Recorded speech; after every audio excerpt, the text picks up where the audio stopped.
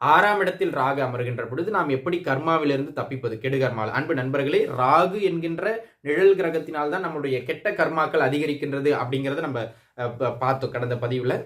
இதை பத்தின ஒரு ஃபுல் வீடியோ 12 வீடுகளிலும் ராகு அமருகின்ற பொழுது எவ்வாறு அந்த கர்மாவிலிருந்து தப்பிப்பது அப்படிங்கிறது ஒரு ஃபுல் வீடியோ நம்ம சேனல்ல போட்டிருக்கோம். வீடியோ செக்ஷன்ல இருக்கு, போய் எடுத்து பாருங்க, அது உங்களுக்கு உதவிகரமா இருக்கும்.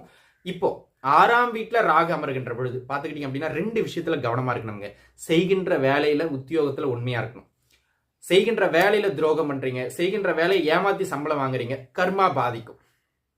2வது, நீங்க ஒரு நல்ல உயர்நிலையில இருக்கீங்க, வேலை வாங்கிட்டு அவங்கள அடிக்கிறீங்க, வேலை வாங்கிட்டு அவங்கள துன்புறுத்துறீங்க, வேலையை வாங்கிட்டு சம்பளத்தை கொடுக்காம ஏமாத்துறீங்க, உங்களுக்கு கீழே இருக்கிறவங்க மனம் வருந்துறாங்க அப்படின்னு சொன்னா, தொழிலாளிகள் மனம் வருந்துறாங்கன்னா குறிப்பா அது முதலாளிகளுக்கு ரொம்ப பொருந்தும். அதன் மூலமாக உங்களுடைய கர்மாவை அதிகரிக்கின்றீர்கள். சரிங்களா?